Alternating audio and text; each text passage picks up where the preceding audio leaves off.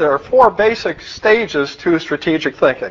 So as you look out across all companies and all groups and how do they do this stuff, an observation is stage 1 is what I like to call reactionary.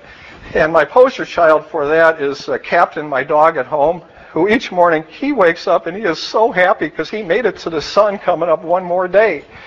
There are companies, that are like Captain, that not because they've done anything specifically good or competent, they just kind of held on and they are excited each day the sun comes up because they've made it. So that all they want to do is keep things the way they are, not work too long, not disrupt anything, but just muddle their way through and hope that nobody beats the bejesus out of them. Step 2, what I call remedial, and that's stop doing the dumb things. So take what you are doing and maybe try to tweak it just a little bit in order to stand a greater chance of survival. Now, still, not very advanced in terms of life form of strategic planning, but based on my observation, probably more than half of companies around are about at this stage. One of the ways I know it is consultants make a lot of dough in the following way. They go into the number 3 company in an industry and they tell them how they can emulate the number 1 company, hoping like hell that they're able to improve their performance up to the number 2 company.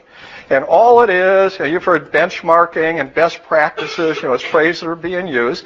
My pejorative for that is, it is the systematic convergence on mediocrity, to try to not do anything special, just look at kind of who's doing stuff that's not as dumb as the stuff we're doing, close some of the gaps and try to be like those people. All right, so stage 2, so we've got reactionary, just hoping the sun comes up and we're there to see it. Second is stop doing the dumb. Now, this is kind of the basic MBA, look at what strategy is all about. My term for it is resourceful, and it says things like look for the white spaces, that are out there, develop some sort of competitive advantage, fit the market, as best you can. This is good. There is nothing wrong with that, and companies that have made it to this stage are, in my opinion, still in the minority of companies that are out there, and they are at least looking forward, looking external. 4th level, and it's important, is what I call revolutionary. As the CEO of Black & Decker once said to me, I don't pay you to report the weather, I pay you to create the weather. Think about that for a second. I mean, it is one of these that you could tattoo under your watch band, as a philosophy of life if you want to be great. His sense was, everybody can do 1 through 3. It takes a special combination of people to do number 4. And that says, figure out where the white spaces are and, do Porter's 5 forces, do that stuff, but do it in a way that is conceptually, intellectually aggressive enough that you're approaching the market in a way to craft a true competitive advantage that is uniquely suited to you, that puts the other guys on the defensive, period, end of story.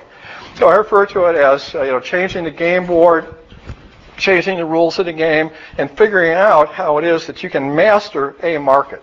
So we're going to be, doing a lot of focusing, or I'll be nudging you towards, which is, my critical, sarcastic phrases I'll use in the course will be, but somebody at Kellogg could have come up with that. Now, come on, think about it hard.